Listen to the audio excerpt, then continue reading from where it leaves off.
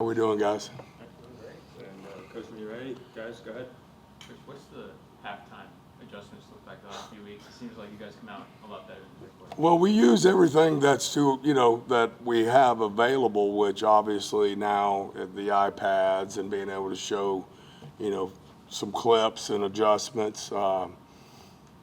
We did make, we make our halftime adjustments based off of what they've, been done and had some success. So that's a big advantage now in today's football, right?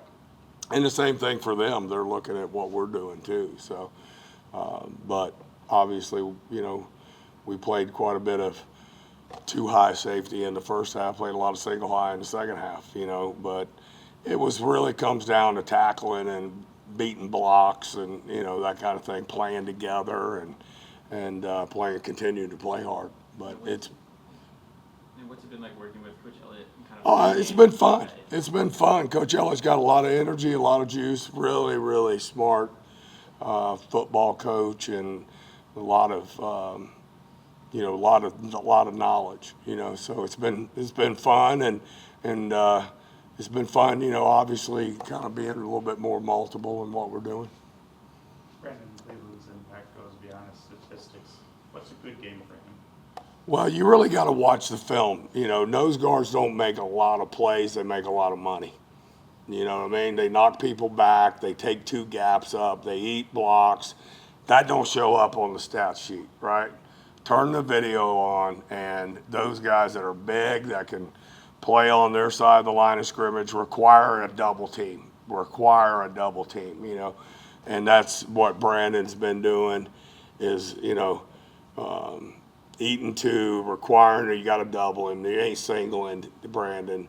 And, also he's been good in our four down, playing some two technique, some three technique, big body that can move around. And then we've been able to, we've got some packages where obviously on third down, the Brandon's off the field. And so he's playing that right number of reps where he's not, getting too tired. Coach, what do you tell the players coming up on a game against your neighbors right down the street? This is a big local matchup, but a big conference matchup. Well, they beat us 4 out of 5, so that says it all, right? We got a lot of respect for Duke, their coaching staffs, their players, and I've been here. It's my 6th year, and we beat them in 2020 during COVID, and that's the last time we beat them. So they're tough. They don't beat themselves. Normally, they do not turn the ball over. And, obviously in that Illinois game they did. They got beat. But they know the formula, and they're a disciplined, tough group. How impressed have you been with Sebastian Marsh and coming in as a transfer? And just really making an immediate impact on And the thing about Sebastian, it's when you are in the transfer portal, in our opinion as a staff, it's getting the right fit with ability, with enough ability. And man, we hit a home run. Gratitude, came here. It's not like given, it's earned, not given. He never said anything about, I want this number, I want this, I want set here. He sat back in the back, and now he's in the front, and he earned his way up there. And we let that happen because we respect our players and what they're doing. So it's a process, and it didn't take long because he shows up on tape. The way he practices is the way he plays. He shows up. He made, he obviously, if you watch any film, the kid is tremendous. His effort of which he plays with, man, is fun to coach. Fun. He's a great kid to be around. He's very football intelligent. So yeah, that right there is what you want. This kid is exactly what you want. And then, and then the kids respect him, because of the way he goes about his day. You helped a lot of guys make a lot of money at Virginia Tech who were kind of that edge rusher or tweener, whatever you want to call it. What has it been like to reincorporate that into the defense? Well, it's been fun. It's been fun, right? Just being a little bit more multiple and having an opportunity to play a little bit more four down on first, second down. And then we're, getting in and out of our odd stuff is great. I'm telling you, the odd stuff, it's very good. So It's been fun, and the kids are enjoying it. What are some things that your guys are gonna have to do to have a different result against Duke than you had in the last few years? Well, it's complementary football, right, as a whole group, and then, defensively, it's stop the run and, don't give up explosive plays.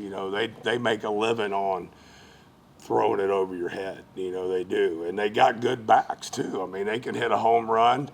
I mean, they got good personnel. So, we can't let big plays get out, right? We gotta tackle well and not let them throw it over our head.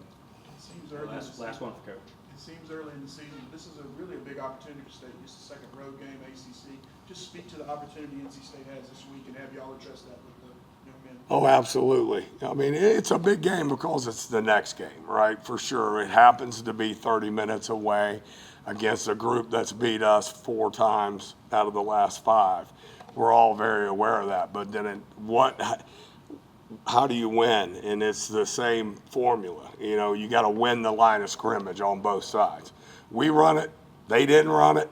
We're going to win most of the time, right? So we got to stop the run, make them be one-dimensional. We got to run it, and then we can throw it and do what we do. Tackle, no explosives. Don't turn it over. I mean, really, Duke and Illinois, look at that game. I mean, it was like at halftime, it was a tie game basically, and then they turned it over a bunch and got beat. So it's the same formula, and it's the next game. It just happens to be 30 minutes away against a group that that's in our league, that's beat us. All that's important as well, but we got to stick to the fundamentals that in the plan that allows us to be successful, and that's what that is. Thank you, Coach. Thank you, guys.